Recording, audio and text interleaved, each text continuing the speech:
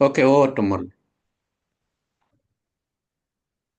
ఓం శివశక్త్యా యుక్తో ఓం శివశక్త్యా యుక్తో యది భవతి శక్తః ప్రభవితుం యది భవతి శక్తః ప్రభవితుం న చేదేవం దేవో న చేదేవం దేవో న ఖలు కుశలః స్పందితుమపి న ఖలు కుశలః స్పందితుమపి అతస్త్వామారాధ్యాం అతస్త్వామారాధ్యాం హరిహర విరించాదిభిరపి హరిహర విరించాదిభిరపి ప్రణంతుం స్తోతుం వా ప్రణంతం స్తోతుం వా కథమకృత పుణ్యః ప్రభవతి.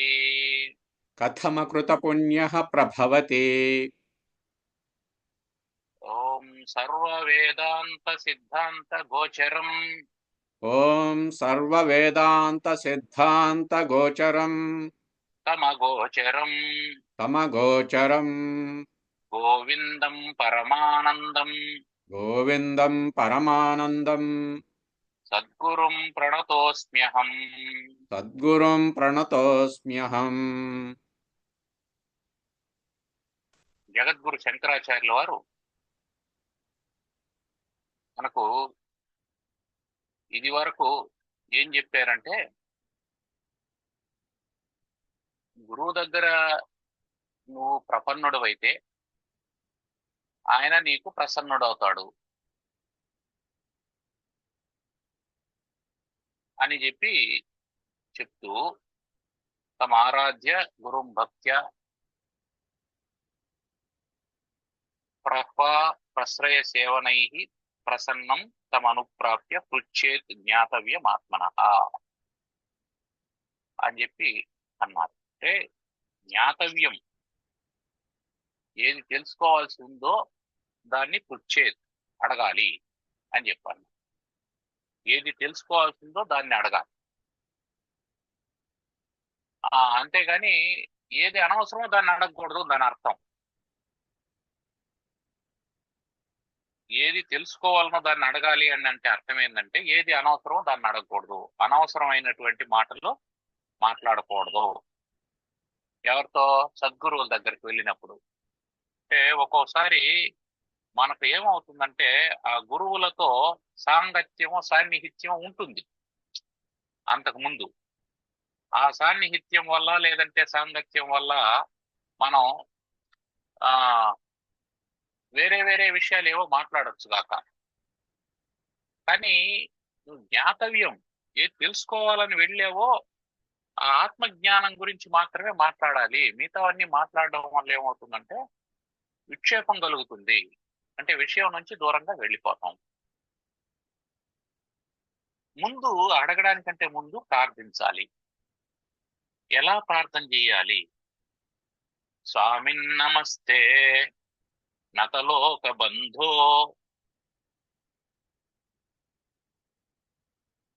నమస్తే నతలోక బంధో. ఇక్కడ నుంచే కదా 37 నుంచి అనుకుంటా. ఇది ప్రపన్నం అయింది లాస్ట్ వీక్. ఓకే. 38 కూడా అయిపోయింది ఆచార్య. 37 నుంచి చెప్పాలి. 37 కాదు, 38 కూడా చెప్పారు. ఓహో, ప్రపన్నం కూడా అయిపోయింది. ప్రపన్నం ప్రపద్య రెండిటికి డిఫరెన్స్ ఏమిటి అనేది బాగా అర్థమైపోయింది. ఇప్పుడు శాంతం మహాంతగా చెప్పాలి కదా. శాంత మహాంత 37 నుంచి చెప్పాలి.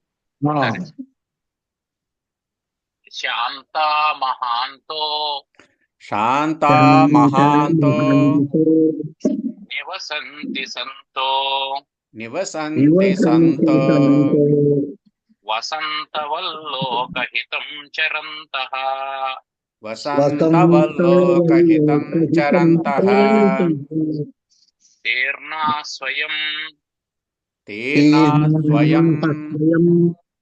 భీమభవార్ణవం జనానహేతు నాన్యానపి తారయంతః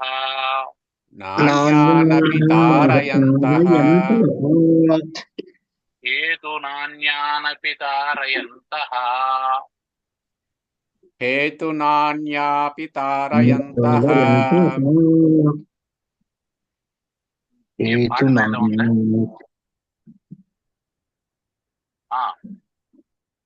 జనాన హేతునాన్యానపి తారయంతః. రైట్. శాంత. స్వామి మీరు శాంతులు. గురువు గారితో మాట్లాడాల్సినటువంటి విధానం గురించి చెప్తున్నారు. మీరు శాంతులు అని శిష్యుడు అన్నాడంటే గురువు శాంతితో ఉండాలనే అర్థం. దాని అర్థం ఈ శాంతుడు అంటే అర్థం ఏమిటి? ఇంద్రియ వ్యాపారాలన్నింటినీ ఉపశమింపజేసుకున్నవాడు అని అర్థం. ఇంద్రియ వ్యాపారాలు రుచి, స్పర్శ, శబ్దం, దృక్కు అంటే దృశ్యం, రూప రస గంధాలు, శబ్ద స్పర్శ రూప రస గంధాలు, ఇవి ఇంద్రియ విషయాలు. వీటన్నింటి నుంచి శాంతి పొందిన వాడై ఉండాలి. అంటే వీటి పట్ల ఆసక్తి లేని వాడై ఉండాలనేది అర్థం. మనం గుర్తుపెట్టుకోవాల్సింది ఏంటంటే ప్రపంచంలోనే ఉంటాం మనం. మనమే కాదు, బ్రహ్మజ్ఞానులు కూడా ప్రపంచంలోనే ఉంటారు. శబ్దం వాళ్ళకు కూడా వినిపిస్తుంది, దృశ్యం వాళ్ళకు కూడా కనిపిస్తుంది, స్పర్శ వాళ్ళకు కూడా తెలుస్తుంది, రుచి వాళ్ళకు కూడా తెలుస్తుంది. వాళ్లకు సాధారణమైనటువంటి మనుషులకు తేడా ఏముంటుంది అని అంటే, మనకు నాలుక మీద వేసుకోగానే ఇది తీయగా ఉంది, ఇది ఉప్పగా ఉంది, ఇది చేదుగా ఉంది, ఇది పుల్లగా ఉంది అని తెలుస్తుంది. వాళ్లకు తెలుస్తుంది. తెలిసిన తర్వాత మనం ఏం చేస్తామంటే, అబ్బా కాఫీ మరీ తీయగా ఉంది అని అంటాం, లేదా ఈ కాఫీలో చక్కెరే లేదు అని అంటాం. యోగి అయినటువంటి వాడు లేదా శాంత చిత్తుడైనటువంటి వాడు ఏం చేస్తాడంటే కాఫీ తాగుతాడు, అది తీయగా ఉందని తెలుస్తుంది, దాని మీద రియాక్ట్ కాడు. అట్లని జడుడు కాదు, మందబుద్ధి కాదు, అతనికి రియాక్షన్ కూడా తెలియదని కాదు, అని తెలుసు. కానీ దాని పట్ల అభివ్యక్తం కావాల్సినటువంటి ఆ ప్రతిచర్య ఏది ఉండదు. కారణం ఏమిటంటే అతనికి కాఫీ అనగానే ఈ రుచితో ఉంటుందనే ఎక్స్పెక్టేషన్ ఉండదు. మనం ఏమనుకుంటాం, కాఫీ అనగానే ఒక రుచికి అలవాటు పడతాం. అలా ఉంటే కాఫీ బాగుంది అంటాం, అలా లేకపోతే ఏం చేస్తాం, కాఫీ బాగాలేదని అంటాం. కాబట్టి బ్రహ్మజ్ఞాని అయినటువంటి వాడికి ఆ ఎక్స్పెక్టేషన్స్ ఏమీ ఉండవు. కుర్యాదాహారం ప్రాణ సంధారణార్థం, అది అతని నియమం. ప్రాణాలు ఉండాలి కాబట్టి భోజనం చేస్తూ ఉంటాడు. అది ఉప్పు లేకుండా ఉందా, కారం లేకుండా ఉందా, ఇవంతా ఏమీ లేదు. అంటే సాధన చేసేటప్పుడు మాత్రం ఏం చేయాలా, రాజస తామసాహారాలని పరిహరించి సాధన చేయాల. ఆ సాధన వల్ల ఏమవుతుంది, సాత్వికాహారం వంట పడుతుంది. ఒకవేళ సాత్వికాహారం వంట పడినటువంటి వాడు బ్రహ్మానంద స్థితిలో ఉండేటప్పుడు అతనికి ఎవడైనా రాజసాహారం పెడితే అది పెట్టిన వాడి దోషమే కానీ తినేటువంటి అతనికి ఏం దోషం ఉండదు, అతని రియాక్షన్ కూడా ఏమి ఉండదు. అది గుర్తుపెట్టుకోవాలి మనం. కాబట్టి శాంత మహాంత, శాంతులైనటువంటి వాళ్లే మహాత్ములు. మహాత్ముడు అంటే ఇంద్రియాలను వశపరుచుకోకుండా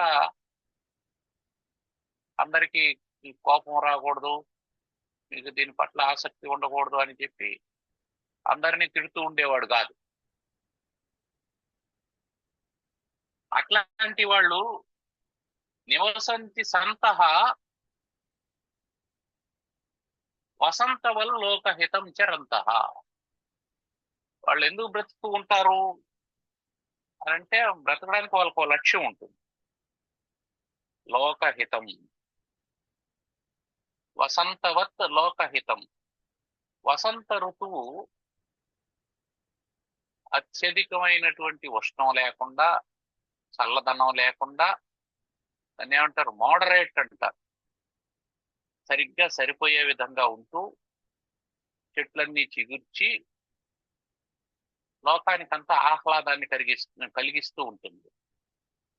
అట్లాంటి ఆహ్లాదాన్ని కలిగించే విధంగా, లోకానికి మేలు చేసే విధంగా తెరంతహా తిరుగుతూ వసంతి, లోకోపకారాన్ని చేస్తూ ఉంటారు వాళ్ళు. అందుకోసం ఉంటారు వాళ్ళు. ఆశ్రమాలు కట్టుకోవాలని, దానికి ఇంకేదో చేయాలని ఇవంతా ఏమి లేదు. వాళ్ళకు ఉండే దృష్టి అంతా ఏమిటంటే లోకహితం మమ కరణీయం, నేను లోకానికి హితం చేయాలా అని. ఏమిటి లోకానికి హితం చేయడం? ఏం చేస్తే లోకానికి హితం చేస్తాము? భోజనం పెడితే లోకానికి హితం చేస్తామా? అన్నంబు జాములో అరిగిపోవు అన్నారు. పోనీ వస్త్రం ఇస్తే వస్త్రం ఏడాదిలో పాతదగును, ఇల్లు కట్టిస్తే పంప కొన్నేండ్లలో కూలిపోవు. ఇంకేం చేస్తావు? అవతల వాడికి అవసరమైనటువంటిది, వాడికి అవసరం అని వాడికి తెలియనటువంటిది ఒకటి ఉంది. ఇవన్నీ నాకు తెలుస్తున్నాయి. నాకు వస్త్రం అవసరము, నాకు భోజనం అవసరము, నాకు ఇల్లు అవసరం అనేది తెలుస్తుంది కాబట్టి నేను అడుగుతాను. నాకు బట్టలు కావాలి అని అడుగుతాను, ఆకలి కావాలి, అన్నం కావాలి అని అడుగుతాను, నాకు ఇల్లు కావాలి అని అడుగుతాను. నాకు తెలియనిది ఒకటి ఉంది, కానీ అది నాకు అవసరమైనటువంటి ఏమిటంటే, నాకు అవసరమైనటువంటిది నాకు తెలియంది జ్ఞానం. అది ఎందుకు నీకు అవసరమైంది అంటే, దానివల్ల ఆనందం కలుగుతుంది. నాకు ఆనందం కావాలనేది మాత్రం తెలుసు. నాకు ఆనందం కావాలనేది తెలుసు. నాకు ఆనందంగా ఉండాలి అని అనుకుంటాం. సరే, ఆనందంగా కావాలి. ఆనందాన్ని ఎవరు నీకు ఇవ్వలేరు. నీ ఆనందానికి ఎవరు ఇవ్వలేరు. నీకేమిస్తే ఆనందం వస్తుందో చెప్పు అని అంటున్నారు. ఎందుకని? ఆనందం అనేది స్వీయ అనుభవం, అది ఒకరికి ఇచ్చేది కాదు. కాబట్టి ఎవరైనా నేను ఆనందంగా ఉండాలి అని అనుకుంటే అని అన్నారంటే, అప్పుడు మనం వెంటనే ఏమంటాం? సరే, నువ్వు ఆనందంగా ఉండడానికి ఏం చేయాలని చెప్పు, చేస్తాం. ఆకలిగా ఉండేవాడు నువ్వు ఆనందంగా ఉండడానికి ఏం చేయాలని చెప్పు అంటే ఏం చెప్తాడు? అన్నం పెట్టమని అడుగుతాడు. అప్పటికదే వాడికి ఆనందం. పోనీ ఆ ఆనందం శాశ్వతంగా ఉంటుందా? ఉండదు. వాడికి అన్నం పెడతాం, వాడు తినేస్తాడు, ఆనందంగా ఉంటాడు, అన్నదాత సుఖీభవ అని అంటాడు, అయిపోయింది. మళ్ళీ 3 గంటల తర్వాతనో, 4 గంటల తర్వాతనో, లేదా 5 గంటల తర్వాతనో అతనికి మళ్ళీ ఆకలేస్తుంది. ఇప్పుడు మళ్ళీ ఆనందంగా ఉన్నాడా? లేదు. మార్కెట్లోకి మంచి డిజైన్ ఉండేటువంటి డ్రెస్ వచ్చింది, అది కొనుక్కుంటే నాకు ఆనందం అని అంటే వెరీ గుడ్, కొనుక్కోవాలి. ఒక 6 నెలల వరకు దాని తర్వాత కొత్త డిజైన్ రాలేదనుకుందాం, ఈ 6 నెలలు బాగానే ఉంటుంది. లేదా 6 గంటల తర్వాత కొత్త స్టాక్ వచ్చింది అనుకుందాం, వాడు మళ్ళీ నీకు మెసేజ్ పెడతాడు, new stock arrived, visit our showroom. New stock అనేదే ఒకసారి అట్లా దారిలో వెళ్తూ ఆ షోరూమ్ లోకి అడుగు పెడితే మనం వేసుకొని ఉండేదానికంటే అద్భుతమైన డిజైన్ లో ఒక డ్రెస్ కనిపించింది. ఇప్పుడు ఇంకా దీనివల్ల ఆనందం లేదు, ఆనందం అంతా దాని మీదకి షిఫ్ట్ అయిపోయింది. అది ఉంటేనే ఆనందం, దీనివల్ల ఆనందం లేదు. మనం ఒక కారు కొనుక్కున్నాం, అదే కంపెనీ వాడు దానికంటే మంచి మోడల్ రిలీజ్ చేశాడు. ఇప్పుడు మనం ఎంక్వైరీ ఏం చేస్తాం అంటే, ఏమైనా ఎక్స్చేంజ్ ఆఫర్ ఉందా అని. ఏమండి 6 నెలలే కదా మీరు కారు కొన్నది, 6 నెలలే కదా అయింది అని అంటే, కొత్త మోడల్ వచ్చింది అంటే అర్థం ఏమిటి? నీ ఆనందం అనేది దేని మీద ఉండడం లేదు, వస్తువుల మీద ఉండడం లేదు, షిఫ్ట్ అవుతుంది. కాబట్టి నేను నీకు ఏదో ఒక వస్తువునిచ్చి నిన్ను ఆనందింప చేయలేను. మరి ఏమి ఇస్తే హితం అంటే, జ్ఞానాన్ని పంచితే హితం. ఆ జ్ఞానాన్ని పంచితే హితం అయినప్పుడు ఏం చేయాలా? ముందు నాకు అదేదో తెలిసి ఉండాల. అందుకని స్వయం తాము తరించినటువంటి వారు, తాము తరించి ఆ తర్వాత లోకహితం. ఏమి తరించారు, ఏమి దాటారంటే భీమ భవార్ణవం. భీమ భవార్ణవం. భీమ అంటే భయంకరమైనటువంటి, భవ అంటే సంసారం, ఆర్ణవం సముద్రం. ఈ సంసారం అనేటువంటి సముద్రాన్ని స్వయంగా తరించినటువంటి వారు. ఎలా తరిస్తారు? దీనికి నావేంటి? జ్ఞానం అనే నావతో తరించినటువంటి వారు. దాటాలంటే నావ ఉండాలి కదా. ఆ నావ ఏమిటంటే జ్ఞానం. మనం ఇప్పుడు గుర్తుపెట్టుకోవాల్సింది ఏంటంటే, వాళ్ళు సంసార సముద్రాన్ని తరించారు అని అంటే సంసారం నుంచి దూరంగా వెళ్ళిపోయినారనేది కాదు మన అర్థం.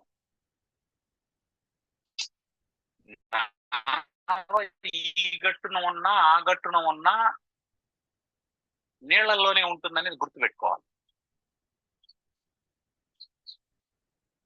అది నీళ్లలోనే ఉంటుంది. ఈ గట్టున ఉంటుంది లేదా ఆ గట్టున ఉంటుంది. ఈ గట్టున ఉన్నప్పుడు నీళ్లలోనే ఉంటుంది, ఆ గట్టున ఉన్నప్పుడు నీళ్లలోనే ఉంటుంది. లంగరేసి పెట్టుంటాం అక్కడి నుంచి కదలకుండా. కాబట్టి ఇక్కడ మనం తెలుసుకోవాల్సినటువంటి విషయం ఏమిటంటే, జ్ఞానులైనటువంటి వాళ్ళు కూడా సంసారంలోనే ఉంటారు. ఉంటే ఉంటారు, లేదంటే లేదు, అది వేరే విషయం. ఒకవేళ ఉంటే వాళ్ళు సంసారంలో ఉంటారంటే వాళ్ళు జ్ఞానం ఎట్లయినారని మనం అనకూడదు. అది దాని అర్థం. వాళ్ళు సంసారంలోనే ఉంటారు కానీ దాంతో సంబంధం లేకుండా ఉంటారు, బంధం లేకుండా ఉంటారు. వాళ్ళు కూడా కాఫీ తాగుతారు, వాళ్ళు కూడా టిఫిన్ తింటారు. ఈ చట్నీ ఏంది టేడిసింది అని ఏమనరు. తింటే తింటారు, లేదంటే వదిలేస్తారు. అంతేగాని దాని మీద ఏమి కామెంట్ ఉంది. అంటే అందువల్ల వాళ్ళని శాంత అన్నారు. అంటే ఇంద్రియాల పట్ల వాళ్ళకేమి ఆకర్షణ, ఇంద్రియ విషయాల పట్ల లేదు అని అర్థం. కాబట్టి స్వయం తీర్ణాహ భీమ భవార్ణవం సరే తరించారు. ఇప్పుడు ఏం చేస్తారు? జనాన్ అహేతున అన్యానతి తారయంత. అన్యానపి జనాన్, ఇతరులైనటువంటి జనులందరినీ కూడా అహేతున కారణం లేకుండానే తారయంత తరింపజేసేటువంటి వాడు. మనం ఎవరికైనా ఏమైనా చేయాలంటే ఒక కారణం ఉంటుంది. అతనికి ఏం డిన్నర్ ఇచ్చావు అతనికి అంటే, అతను నా కాంట్రాక్ట్ ఇప్పించాడు అందుకని నేను డిన్నర్ ఇచ్చాను అని.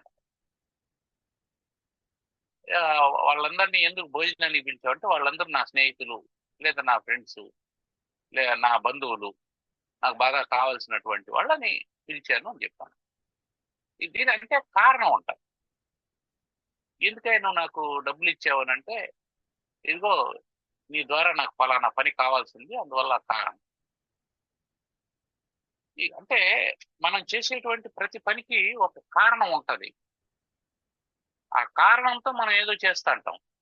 కానీ జగద్గురువులైనటువంటి వాళ్ళు లోకం నుంచి, జనాల నుంచి ఏమీ ఆశించకుండా అహేతున కారణమే లేకుండా అందరినీ తరింపజేస్తారు. అది దాని అర్థం. అంటే ఇతను నావాడు, నాకు కావలసినటువంటి వాడు, నా స్నేహితుడు, నా బంధువు, నా చుట్టం, ఇవంతా లేదు అక్కడ. ఒకడు నదిలో పడిపోయాడు, మునిగిపోతా ఉన్నాడు. ఇప్పుడు నువ్వు వాడి కులమేమి, గోత్రమేమి, ఏ ప్రాంతం వాడు, ఇండియా వాడా, వాడు పాకిస్తాన్ వాడా, ఇవంతా ఆలోచన చేయవు. ఏం చేస్తావు? నీకు ఈత తెలుసు, నీళ్ళలోకి దుమికే వాడిని తీసుకొని గట్టు మీదకి వస్తావు. ఇక్కడ ఏం కారణం ఉంది అతన్ని రక్షించడానికి? ఏమీ లేదు. గురువులు కూడా అంతే. ముందుగా వాళ్ళకి తెలుసు, స్వయం తీర్ణాహ, వాళ్ళు గజఈతగాళ్ళు.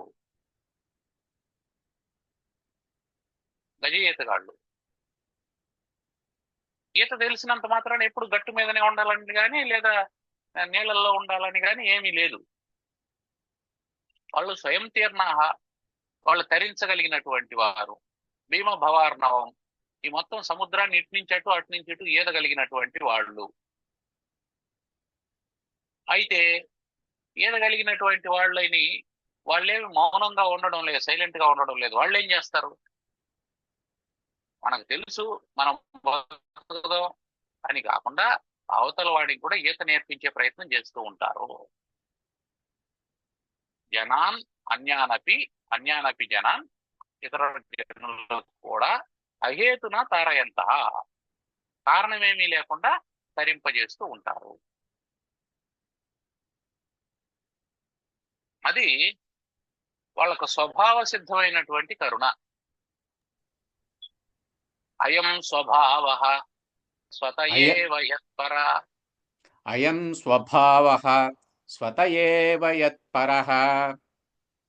అయం స్వభావః అయం స్వభావః స్వయమేవ యత్పరః. స్వయమేవ యత్పరః.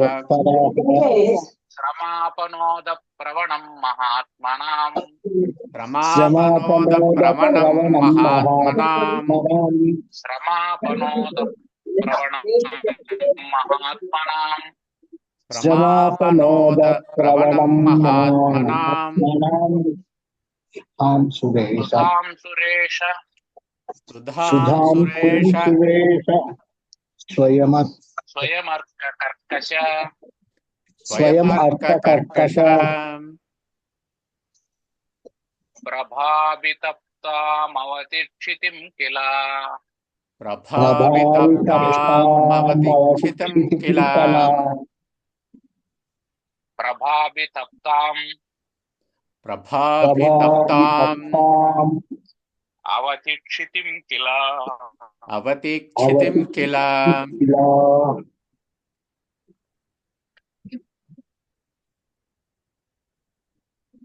అయం స్వభావః, వీళ్ళ యొక్క స్వభావం. స్వత ఏవ యత్ శ్రమాపనోద ప్రవణం మహాత్మనాం. వాళ్ళ స్వతసిద్ధమైనటువంటి వాళ్ళ స్వభావం ఏమిటి అంటే పరశ్రమ అపనోద ప్రవణం. ఆ మహాత్ముల యొక్క స్వభావం ఎట్లుంటుందంటే పరశ్రమ, ఇతరుల యొక్క శ్రమను, అపనోద ప్రవణం, పోగొట్టడంలో సామర్థ్యం కలిగిన వాళ్ళై ఉంటారు. ఎవరు? మహాత్ములు.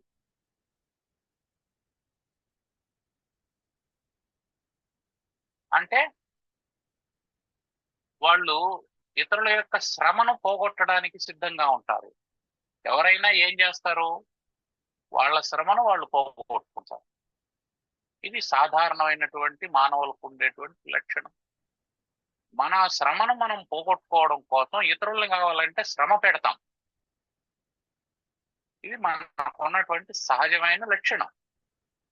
కానీ సద్గురువుల యొక్క లక్షణం ఏముంటుందంటే వాళ్ళు ఇతరుల యొక్క శ్రమను పోగొట్టడానికి సిద్ధంగా ఉంటారు. అది వాళ్ళకు సహజ సిద్ధమైనటువంటి స్వభావం. అది ఎట్లా అంటే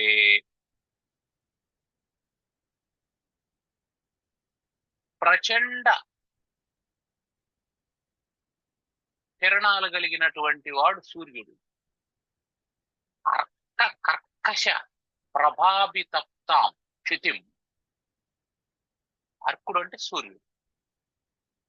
కర్కశ ప్రభ, అతని తీవ్రమైనటువంటి కిరణాల చేత. కర్కశం అంటే కఠినమైనటువంటి, అంటే అత్యుష్ణమైనటువంటి కిరణాలతో అభితప్తాం, బాగా తపించిపోయినటువంటి, వేడెక్కిపోయినటువంటి క్షితిం భూమిని, సుధాంశు అమృత కిరణుడైనటువంటి చంద్రుడు, అవతి కిల ఏష క్షితిం అవతి కిల, ఆ భూమిని రక్షిస్తూ ఉంటాడు కదా. పగలంతా వేడెక్కిందండి భూమి. ఆ భూమి రాత్రికి చల్లబడకపోతే ఏమవుతుంది? ఆ వేడి అట్లాగే ఉంటే ఆ భూమి మీద ఏమైనా జంతుజాలం మిగులుతుందా? పక్షులు మిగులుతాయా? చెట్లు మిగులుతాయా? మానవులు ఉంటారా? అందువల్ల ఈ కర్కశమైనటువంటి సూర్యుని యొక్క కిరణాలతో అవితప్తమైనటువంటి, బాగా వేడెక్కినటువంటి, అంటే ఏమర్థం? సంసారం యొక్క కష్టాలతో బరువెక్కిపోయినటువంటి హృదయం కలిగిన వాడిని గురువు అనేటువంటి వాడు తన సుధాంశువుల చేత, అంటే అమృత కిరణుడైనటువంటి, అంటే వెన్నెల్లాంటి మాటల చేత, చల్లని మాటల చేత అవతి రక్షిస్తూ ఉన్నాడు. ఏమిటి ఆ చల్లని మాటలు? చల్లని మాటలు ఏమిటి? ఏ మాటలు చల్లగా ఉంటాయి? ఏ మాటలు దుఃఖాన్ని పోగొడతాయి?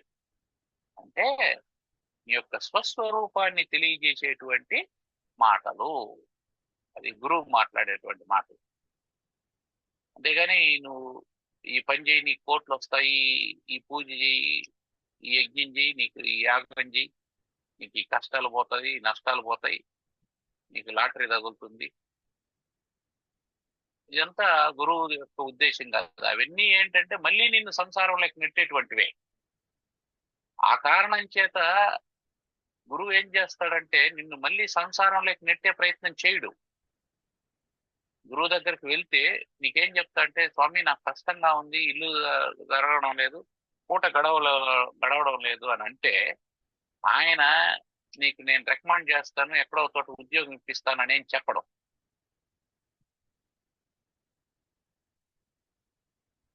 అనేం చెప్పడు. ఆయన ఏం చెప్తాడు, ఆయన పూట గడవంది ఎవడికి, నాకు నువ్వెవరు, నువ్వు శరీరమా, ఇంద్రియాల, మనస్సా, బుద్ధ, వీటితో నీకు తాదాత్మ్య సంబంధం ఉన్నటువంటి కారణం చేత వీటిని పోషించుకోవడం కోసం, ఈ శరీరాన్ని పోషించుకోవడం కోసం నీకు ఇవన్నీ అవసరం అవుతున్నాయి నాయనా. కాబట్టి యదృచ్ఛ లాభ సంతుష్ట అనే దాంతో ఉండు, దొరికినప్పుడు తిను, దొరకనప్పుడు రామకృష్ణ అనుకుంటూ ఉండు అని చెప్తే అప్పుడు ఏమవుతాడు? చల్లని కిరణాలు, అంటే చల్లని మాటలను చెప్పినటువంటి వాడు అవుతాడు. అవి అమృతప్రాయమైనటువంటి మాటలు. ఇలా కాకుండా నీకు నేనేదో ఉద్యోగం ఏర్పాటు చేస్తాను, నీకేదో చేస్తాను అని చెప్పి అన్నాడు అనుకోండి, చేయకూడదని కాదు, ఇది లౌకికమైనటువంటి వ్యవహారం కాదు, మనం మాట్లాడుతున్నది పారమార్థికమైనటువంటి వ్యవహారం. కాబట్టి గురువు ఏం చేయాలంటే, మళ్ళీ నీకు ఉద్యోగం కల్పిస్తాను, లేదంటే మన ఆశ్రమంలోనే ఉండు, నీకు భోజనం పెడతాము, నెలకింత స్టైఫండ్ ఇస్తాము అని చెప్పి అన్నాడంటే మళ్ళీ ఏమవుతుందంటే అది ఇంకో సంసారం అవుతుంది. నీకేం చెప్పాలా? నీకు నీ స్వస్వరూపాన్ని చెప్పాలా. నీ స్వస్వరూపం తెలియలేదు కాబట్టి నీకు దుఃఖం వచ్చింది. నువ్వు ఒరిజినల్ గా ఎవరు అనేది మర్చిపోయావు, అందువల్ల నువ్వు దుఃఖంతో ఉన్నావు. అందువల్ల నీకేం చెప్పాలా? శ్రమాపనోద ప్రవణం, నీ శ్రమను పోగొట్టేటువంటి మాటలు చెప్పాలి. శ్రమ ఎప్పుడు పోతుంది అంటే, నీకు నెత్తిన ఒక గంప పెట్టారు, దాంట్లో ఓ 40-50 కేజీల ధాన్యం పోసారు, దాన్ని నువ్వు మోస్తా ఉండవు. మోస్తూ ఉంటే అప్పుడు నీకు జ్యోతిష్కుడు ఎదురుగా వచ్చి, నీకు రాజయోగం రాబోతోంది, నీకు మంచి జరుగుతుంది, త్వరలో లాటరీ తగులుతుంది, నువ్వు గొప్పోడు అవుతావు. అరే బాబు, నువ్వు చెప్పేది బాగానే ఉంది, ముందు ఈ గంప కిందికి దించు,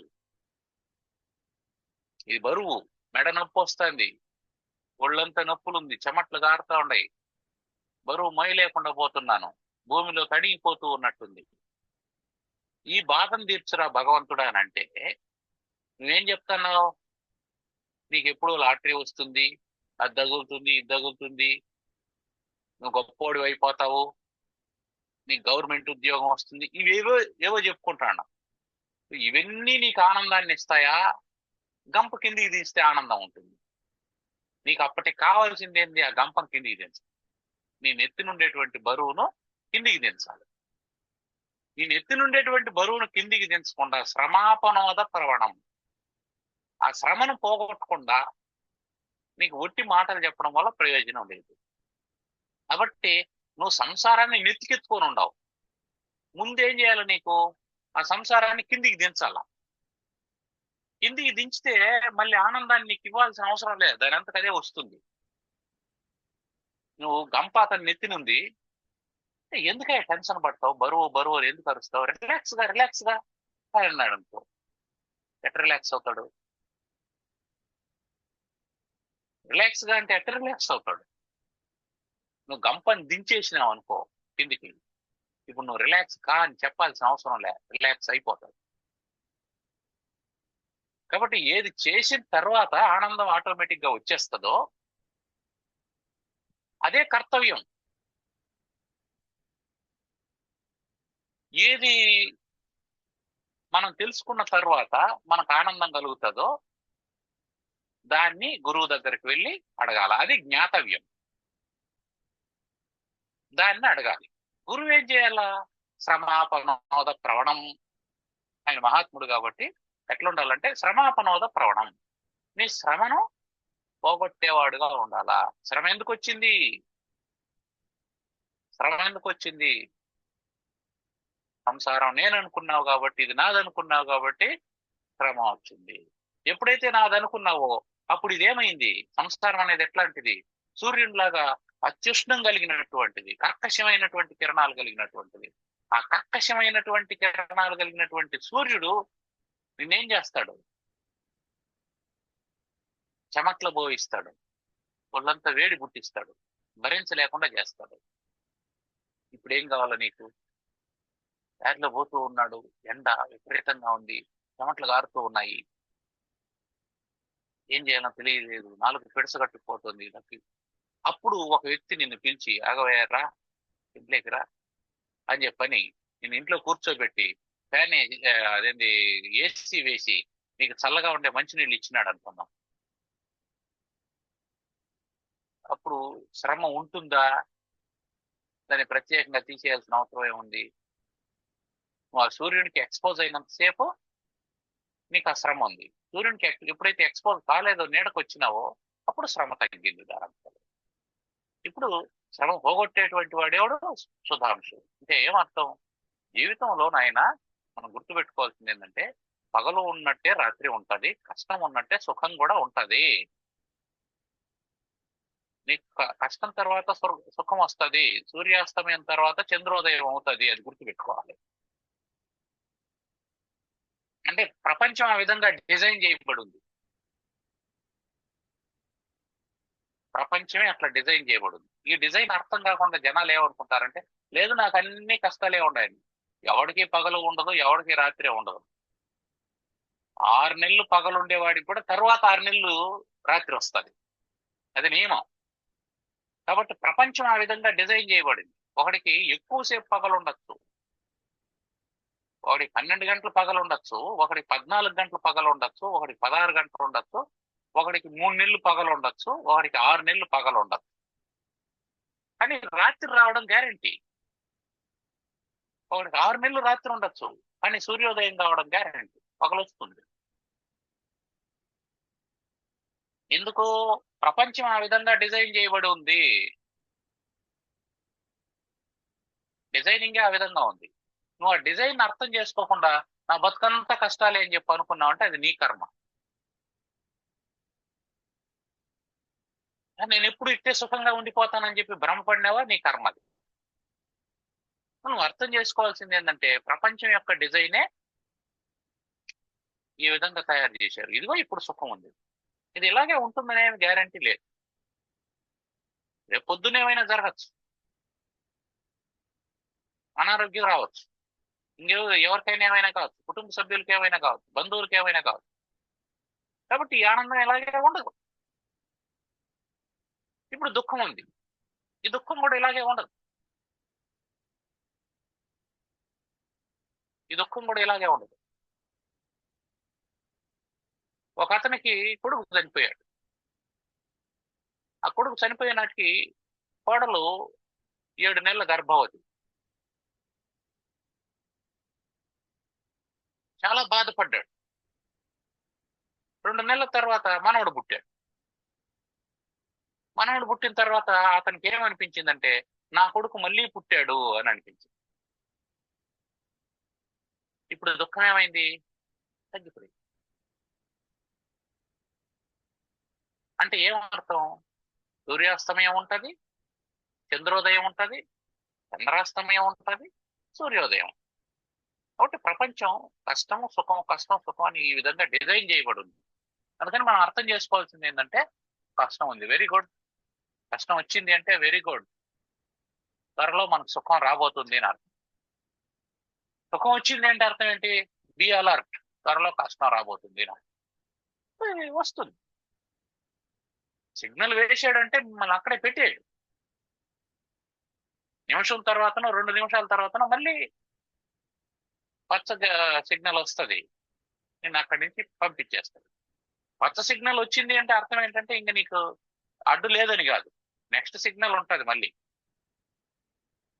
సో ఈ జర్నీలో సిగ్నల్స్ వస్తూ ఉంటాయి. ఎర్ర లైట్ వెలుగుతుంది, ఆగాలి.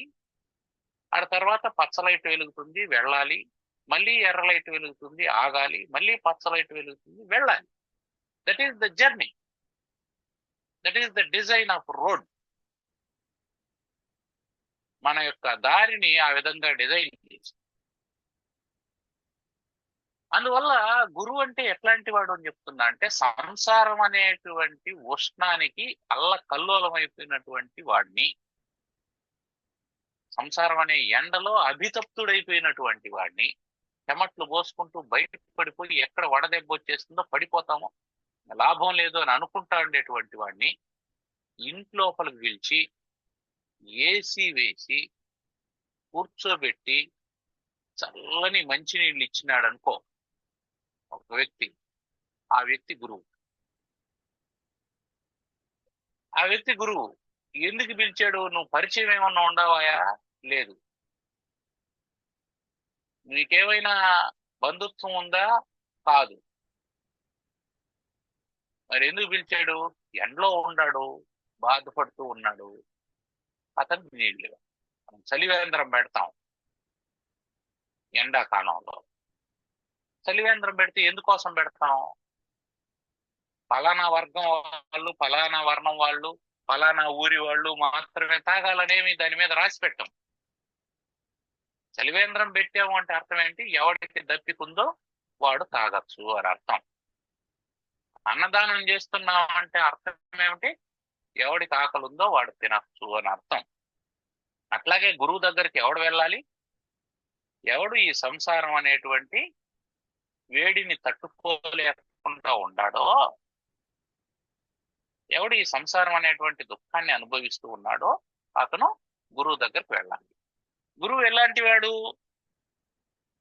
స్వయం తీర్ణాహ అన్యానపి తారయంతః, తాను తరించి ఇతరుల్ని తరింపజేసేటువంటి వాడు. ఎలాగా? చంద్రుని లాంటి చల్లని దృష్టి కలిగినటువంటి వాడు అని ఆ స్వభావాన్ని, గురువు యొక్క స్వభావాన్ని చెప్పి తర్వాత బ్రహ్మానందరసానుభూతి కలితైః బ్రహ్మానందరసానుభూతికలితైః పూతైః సుశీతైర్యుతైః పూతైః సుశీతైర్యుతైః యుష్మద్వాక్కలశోంజితైః యుష్మద్వాక్కలశోణితైః శృతిశుభైర్వాక్యామృతైః సేచయా శృతిసుఖైర్వాక్యామృతైః స్వేచ్ఛయా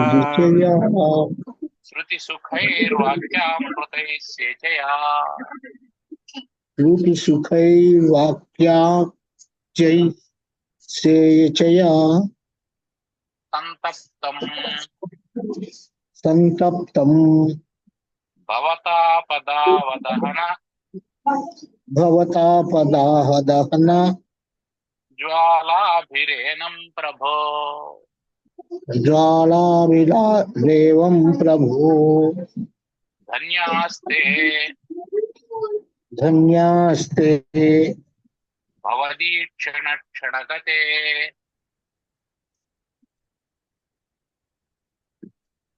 భవదీక్షణ క్షణగతే పాత్రీకృతా స్వీకృతా. మాత్రీకృతా స్వీకృతా. ప్రభు, ఓ గురుదేవా,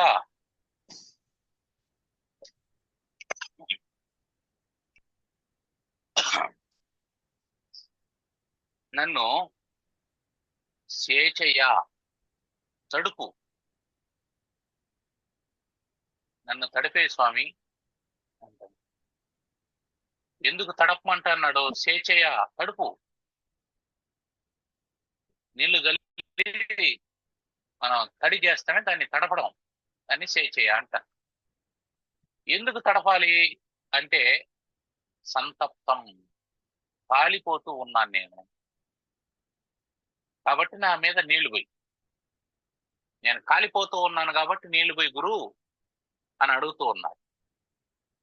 గురువుని ఏమని ప్రార్థన చేస్తున్నాడో, నేను కాలిపోతూ ఉన్నాను కాబట్టి నా మీద నీళ్లు జల్లమంటూ ఉన్నాడు.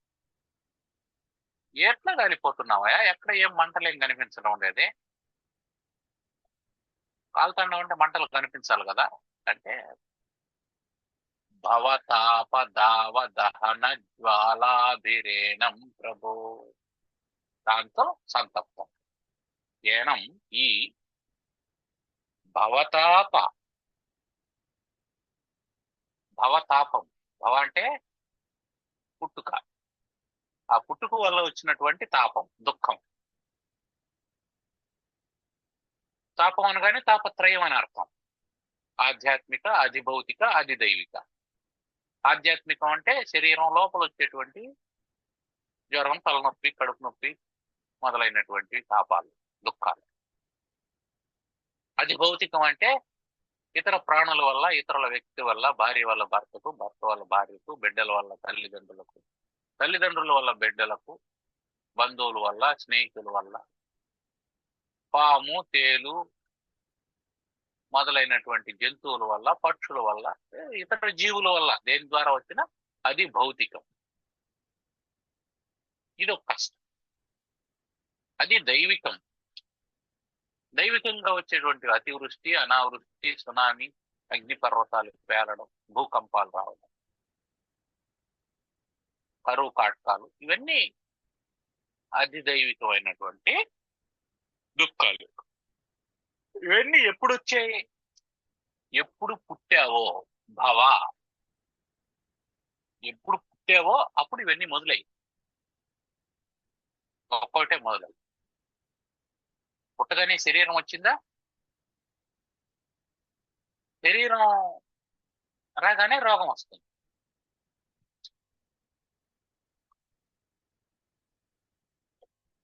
శరీరం అంటే రోగం వస్తుంది. రోగం అంటే ఏమిటి?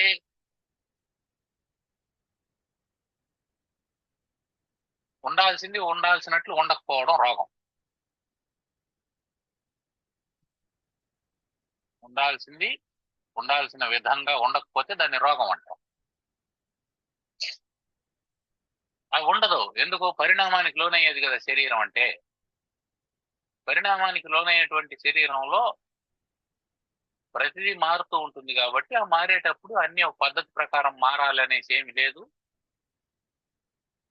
రకరకాల కారణాల చేత రకరకాలైనటువంటి మార్పులు వస్తూ ఉంటాయి. ఆ మార్పులు దుఃఖానికి కారణం అవుతూ ఉంటాయి.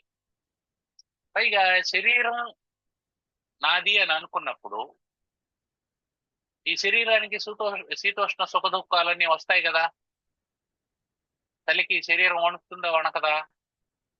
వేడికి తపన చెందుతుందా లేదా? కాబట్టి అది దైవికమైనటువంటివి, అది భౌతికమైనటువంటివి. ఎవడో ఒకడు తిట్టాడు లేదా ఎవడో ఒకడు కొట్టాడు, పాము కరిసింది, తేలు కుట్టింది, ఇవన్నీ శరీరానికి సంబంధించినటువంటి దుఃఖాలు. కాబట్టి అన్ని దుఃఖాలు రావడానికి భవ, అది కారణం. పుట్టావు కాబట్టి ఇవన్నీ వచ్చాయి. సరే, పుడితే అన్ని వచ్చేయాలని అంటే పుడితే వచ్చేయాలని కాదు, కానీ నువ్వు శరీరంతో తాదాత్మ్య సంబంధాన్ని కలిగి ఉన్నటువంటి కారణం చేత శరీరానికి కలిగేటువంటి ప్రారంధవశాత్తు శరీరానికి కలిగేటువంటి ప్రతిదీ నాది అని నువ్వు భావిస్తూ ఉన్నావు కాబట్టి దానికి వచ్చినటువంటి ఆనందం నీకు ఎట్లా నీదయిందో దానికి వచ్చేటువంటి దుఃఖం కూడా నీదే అవుతున్నది. అందువల్ల భవ తాప ఇది ఎట్లాంటిది? దావదహన జ్వాలాభి, దావాగ్ని. దావదహనం అంటే దావాగ్ని. దావాగ్ని అంటే అడవిలో పుట్టినటువంటి అగ్ని. అడవిలో పుట్టినటువంటి అగ్ని ఏమవుతుంది? అది మండుకుంటూ పోతూ ఉంటుంది, ఇక్కడికి ఆగిపోవాలని ఏమీ లేదు.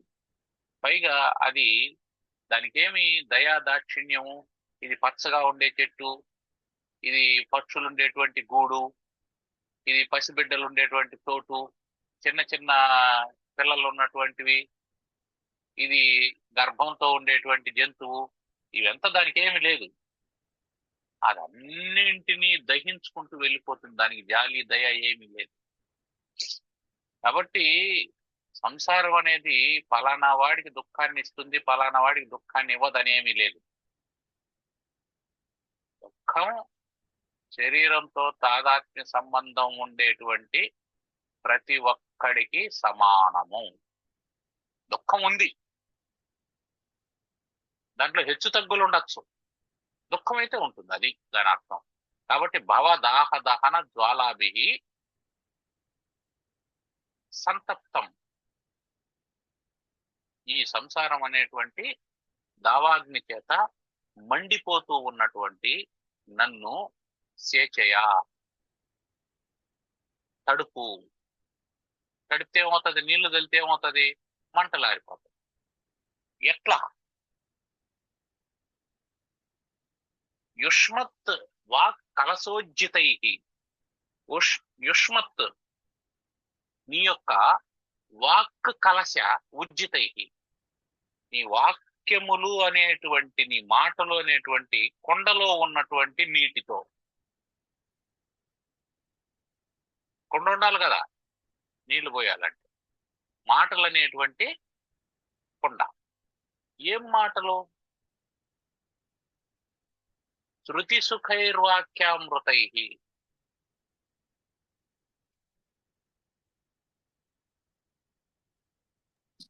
శృతి సుఖై వాక్యామృతై. శృతి అంటే వేదం. వేదాంత వాక్యాల చేత, వేదాంత వాక్యాలు అనేటువంటి అమృతం చేత. వేదాంత వాక్యాలంటే మహావాక్యాలని అర్థం. ప్రజ్ఞానం బ్రహ్మ, అహం బ్రహ్మాస్మి, తత్వమసి, అయమాత్మ బ్రహ్మ అని 4 మహావాక్యాలు. ఆ వాక్యాలనేటువంటి అమృతంతో సేచేయ. అంతేగాని పనికిరానటువంటి మాటలతో, పక్కింటోడిని గురించి ఎదురింటోడిని గురించి చెప్పేటువంటి మాటలతో ఈ మంటలు ఆరవు. ఆ మాటలతో మంటలు పెరుగుతాయి. పక్కింటోడు కారు కొన్నాడంట, నేను నీకు తెలియడం వల్ల ఏమవుతుంది? ఇలా మంట పెరుగుతుంది. అవతల వాడికి ఎవడికో లాటరీ వచ్చింది అని చెప్పగానే ఏమవుతుంది? నీకు మంట పెరుగుతుంది. నీకు మంట పెంచేటువంటి వాక్యాలను కాదు చెప్పాల్సింది గురువు, మంట చల్లారేటువంటి మాటలు చెప్పాలి. అమృతప్రాయమైనటువంటి వాక్యామృతై, వాక్యాలు అనేటువంటి మాటలు అనేటువంటి అమృతంతో తడపాలి నిన్ను. ఆ అమృతం అనేటువంటి మాట ఎందుకన్నాడు? మృతి ఎప్పుడు? శరీరానికి. అమృతత్వం ఎప్పుడు? ఆత్మకి. అచ్చేద్యోయం అదాప్యోయం అక్లేద్యో స్పర్శయేవచ నిత్య సర్వగతు స్థాణు, నిత్య సర్వగత స్థాణు అచలోయం సనాతన. అసనాతనమైనటువంటి జీవుడు అమృతప్రాయమైనటువంటి వాడు, అమృతమైనటువంటి వాడు. అతనికి మరణం లేదు. అతన్ని బోధించేటువంటి వాక్యాలు చెప్పాలి. నీవు పరమాత్మవు అని చెప్పేటువంటి వాక్యాలు చెప్పాలి. అంతేగాని నీకు భేదాన్ని బోధించేటువంటి మాటలు చెప్పకూడదు అని. అవి ఎట్లాంటివి? ఈ మాటలు ఎట్లాంటివి స్వామి? బ్రహ్మానంద రసానుభూతి కలితై, బ్రహ్మానంద రసానుభూతి కలిగినటువంటివి. అంటే ఎక్స్పీరియన్స్డ్ సెంటెన్సెస్. బ్రహ్మానందం, బ్రహ్మ అంటే పెద్దదని అర్థం. ఇంకా దానికి మించినంత పెద్దది ఇంకా లేదు. ఆనందం అంటే సంతోషం, ఇంకా అంతకు మించినటువంటి ఆనందం లేదు. ఆ బ్రహ్మానందాన్ని, ఆ బ్రహ్మానంద రసాన్ని అంటే ఫీలింగ్ ని అనుభూతి కలితై, అనుభవించినటువంటి పూతై, పవిత్రమైనటువంటి సుశీతైర్యుతై, చల్లనైనటువంటి ప్రసన్నమైనటువంటి యుష్మద్వాక్ కలశోజ్జితై, నీ మాటలనేటువంటి కలశంలో నుంచి వచ్చినటువంటి శృతి సుఖైర్వాక్యామృతై, వేదాంత వాక్యాల చేత సేచయా నన్ను తడుపు. అంటే ఏం చెప్తున్నాడు? వేదాంత వాక్యాలంటే వేదాంత వాక్యాలు అతనికి తెలిసి ఉండాల. బ్రహ్మానంద రసానుభూతి కలితై అంటే అతను బ్రహ్మనిష్టానుభవం కలిగిన వాడై ఉండాలని దాని అర్థం. నీకు ఆ బ్రహ్మనిష్ట గురించి తెలుసు కాబట్టి, బ్రహ్మానందం ఎలా ఉంటుందో తెలుసు కాబట్టి, నువ్వు అనుభవించినటువంటి వాడివి కాబట్టి, ఓ సద్గురు, ఓ పరమాత్మ స్వరూప నన్ను తడుపు, అమృతంతో తడుపు. అమృతంతో తడిపితే ఏమవుతాం? చావం. చావలేదంటే ఏమర్థం? పుట్టం. అంటే చావు పుట్టుకలు లేనటువంటి మాటలు చెప్పు నాకు. మళ్ళీ పుట్టే మాటలు చెప్పొద్దు, మళ్ళీ పెరిగే మాటలు చెప్పొద్దు, మళ్ళీ చచ్చే మాటలు చెప్పొద్దు. దానివల్ల ఏమవుతుంది? సుఖైర్వాక్యైకి, అసుఖం కలిగేటువంటి మాటలు. ఏమి సుఖం అది? ఏమి సుఖం అంటే జనన మరణాలు లేని సుఖం. అది ఎవరు చెప్తారు? శృతి, వేదం చెప్పినటువంటి వేదవాక్యాలు. వాదించే వాక్యాలు చెప్పొద్దు, బాధించే వాక్యాలు చెప్పొద్దు, వేదన కలిగించే మాటలు చెప్పొద్దు, వేదవాక్యాలు చెప్పు. అప్పుడు ఎప్పుడైతే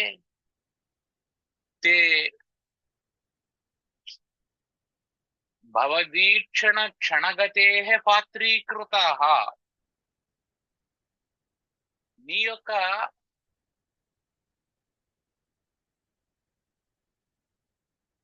ఈక్షణం, దృష్టి, నీ దృష్టికి ఈక్షణ, నీ దృష్టికి ఎవడైతే క్షణగతే పాత్రీకృత స్వీకృత, ఒక్క క్షణం నీ ఉపదేశానికి పాత్రుడై నీ వాక్యామృతాన్ని స్వీకరిస్తాడో వాడు ధన్యాహ, తే ధన్య, వాళ్ళు ధన్యులైపోతారు. కాబట్టి జీవితం ధన్యం కావాలి, జీవితం ధన్యం కావాలి. ధన్యం కావాలంటే ఏం చేయాలి అంటే, మనకు బ్రహ్మానంద రసానుభూతి కలగాలి. అది కలగాలంటే ఏం చేయాలా? మనకున్నటువంటి తాపం పోవాలి. ఏమి తాపం అది? భవతాపం. భవతాపం ఉంది, ఆ భవతాపం పోవాలి. మంట చల్లారాలి. భవతాపం పోవాలంటే ఏం చేయాలి? దాన్ని తడపాలి. మంటలు చల్లారంటే నీళ్ళు చల్లాలి. ఎట్లాంటి నీళ్ళు చల్లాలి? అమృతప్రాయమైనటువంటి నీళ్ళు చల్లాలి. అది భవతాపం కాబట్టి ఏ నీళ్లు చల్లితే పోతుంది? మామూలు తాపం అయితే సరే సరే. మనం ఏమనుకుంటున్నామంటే నీళ్లు తెల్లగా ఉన్నాయి, పెట్రోల్ తెల్లగా ఉందని నీళ్ల బదులు పెట్రోల్ పోసేస్తున్నాం మంటలో.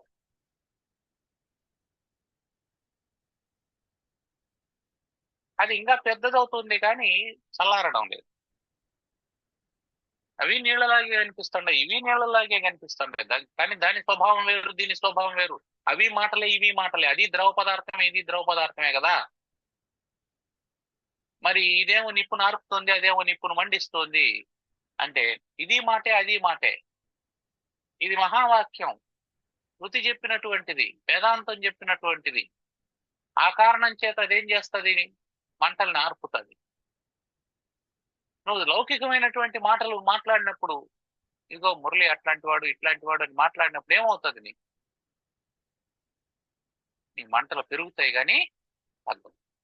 కాబట్టి అన్ని మాటలే కదా అని అనుకోవద్దు. అన్ని మాటలే కానీ, అన్ని ద్రవ పదార్థాలే కానీ, అన్నిటికీ నీటిని నిప్పును ఆర్పే శక్తి లేదు. అందువల్ల ఏ ద్రవ పదార్థం పోస్తే నిప్పు చల్లారుతుందో ఆ ద్రవ పదార్థాన్ని సేచేయ, దాంతో చల్లార్చాలి. అంతేగాని ఇది ద్రవమే అది ద్రవమే అనే ఉద్దేశంతో పోసేయకూడదు. అట్లా ఎవడైతే భవదీక్షణ క్షణగతే పాత్రీకృత, ఒక్క క్షణమైనా సరే సద్గురువు యొక్క అనుగ్రహానికి కటాక్షానికి పాత్రీకృత స్వీకృత, దాన్ని పాత్రగా చేసుకొని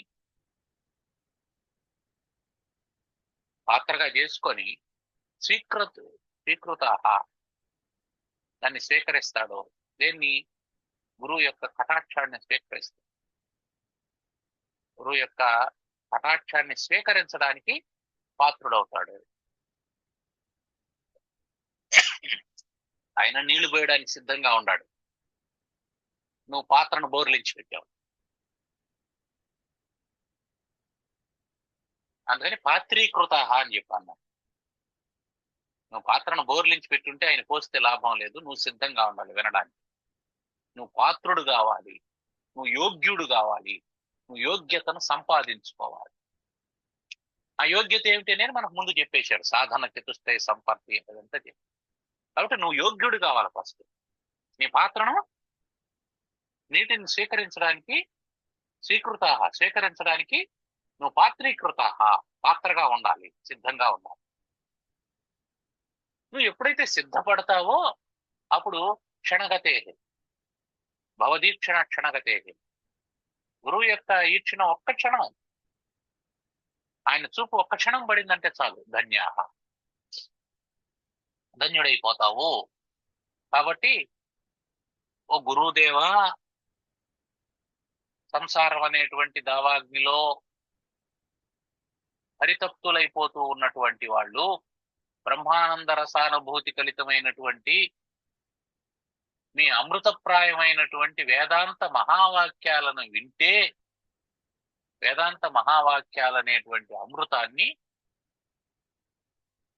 మీరు తడపగా వాళ్ళు తడిస్తే దాంట్లో ఆ వాక్యాల్లో వాళ్ళు ధన్యులవుతూ ఉన్నారు అని చెప్పి అన్నాడు. కాబట్టి జీవితం అనే దాన్ని మనం ధన్యత్వం చేసుకోవాలి. ధన్యత్వం చేసుకోవాలంటే గురువు దగ్గరికి వెళ్ళాలి. గురువు దగ్గరికి వెళ్ళాలి అంటే ముందు మనం పాత్రీకృత, మనం దానికి కావలసినటువంటి అర్హతలను సాధన చేయాలి. ఆ అర్హతలను సాధన చేయకుండా వెళ్ళి గురువు దగ్గరికి వెళ్తే గురువు బోర్లించిన కొండలో నీళ్ళు ఎట్లా పోస్తాడు? ఇంకొకటి ఏమిటంటే ఆ కొండలో కూడా అతను పోసేటువంటి గురువు దగ్గర కూడా విషయం ఉండాల. బ్రహ్మానంద రసానుభూతి కలితై ముఖ్యమైనటువంటి మాటలు. అతని దగ్గర కొండ ఉంది, వాక్ కలశం ఉంది, కానీ అందులో అమృతం లేదు. అతను కొండ పెట్టుకొని ఉన్నాడు, నువ్వు కొండ ఎత్తుకొని వెళ్ళావు. అయ్యా నీ కొండలో ఉండే నీళ్లు నాకు పోయి అని చెప్పి అన్నావు, దప్పిగ్గా ఉందని. ఆయన ఖాళీ కొండ పెట్టుకొని ఉన్నాడు, నీకేం పోస్తాడు? కాబట్టి బ్రహ్మానంద రసానుభూతి కలితాయి. ఆ బ్రహ్మానంద రసాన్ని అనుభవించినటువంటి వాడుగా ఉండాలి. అది పరమార్థం అక్కడ. అది అనుభవించకుండా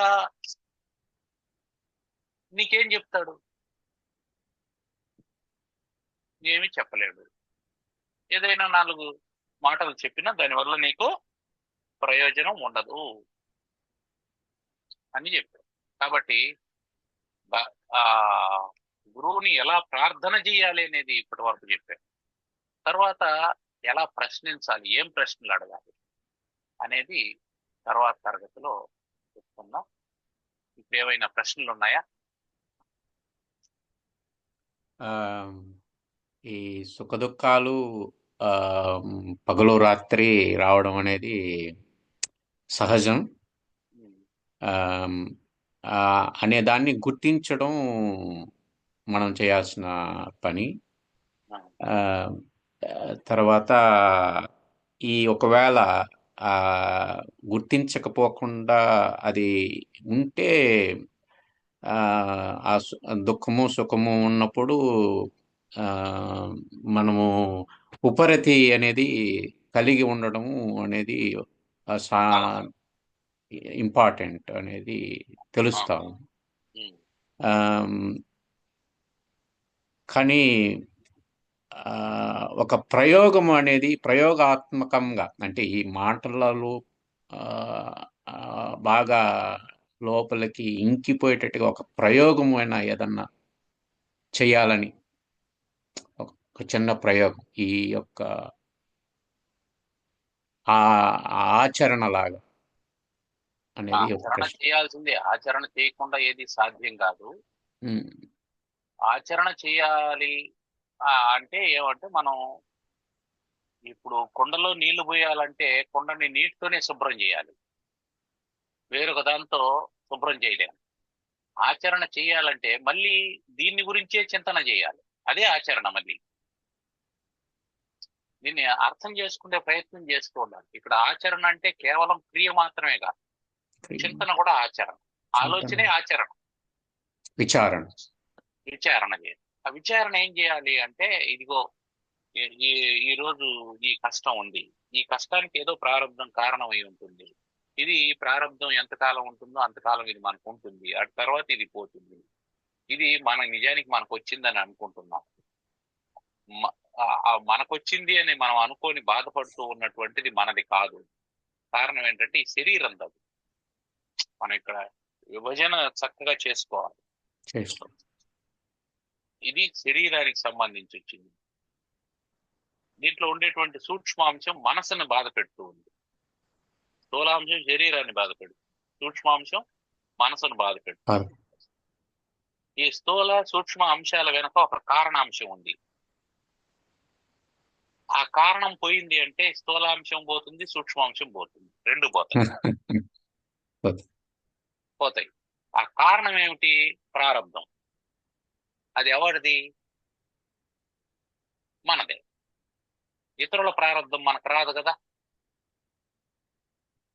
మనది కాబట్టి అది మనం అంగీకరించాలి. కాబట్టి శరీరం దాని బాధ అనుభవిస్తూ ఉంటుంది, దాన్ని మనం చూస్తూ ఉండాలి. ఒక శరీరానికి ఈ కష్టం వచ్చింది, మనసుకి ఈ దుఃఖం వచ్చింది అని దాన్ని ఏం చేయాలా? సాక్షిగా ఉండి చూసేటువంటి సాధన చేసుకోవాలి. ఇది ఆచరణ. శరీర ధర్మం.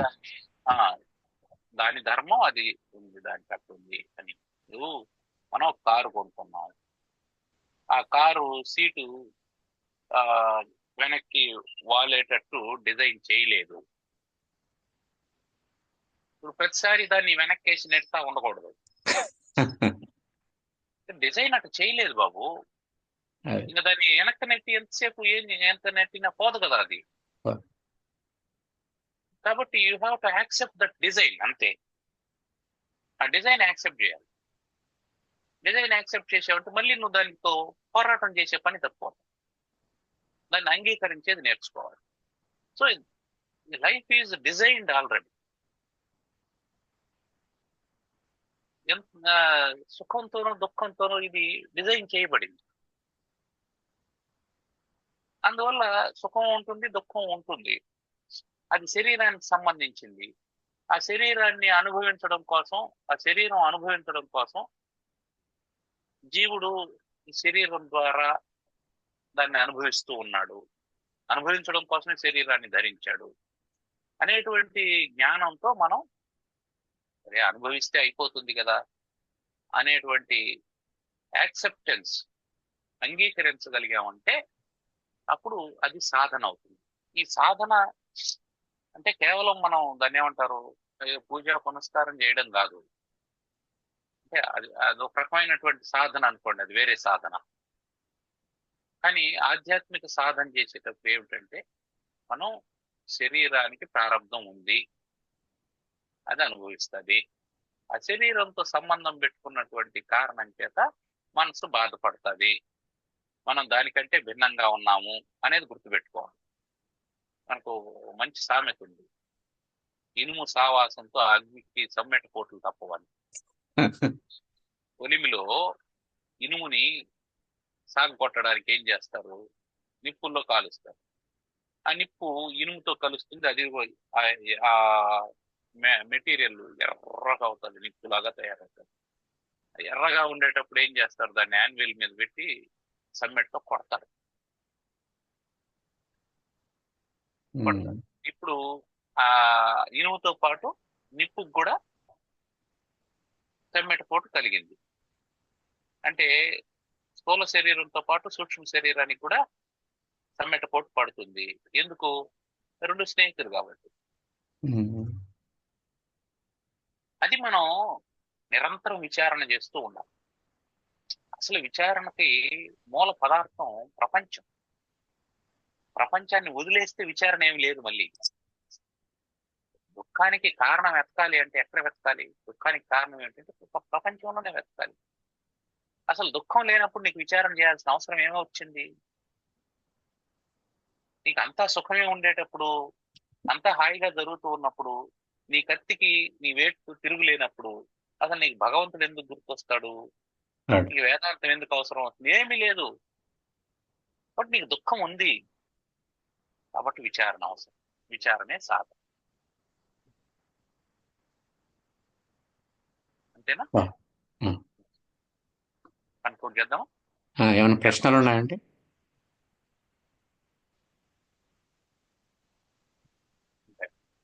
ఓం సర్వమంగళ మాంగళ్యే శివే సర్వార్థ సాధికే శరణ్యే త్ర్యంబకే గౌరీ నారాయణి నమోస్తుతే. ఓం స్వస్తి ప్రజాభ్యః పరిపాలయంతాం న్యాయ్యేణ మార్గేణ మహిం మహీజా. ఓ బ్రాహ్మణేభ్యః శుభమస్తు నిత్యం. లోకాః సమస్తాః సుఖినో భవంతు. ఓం శాంతి శాంతి శాంతి.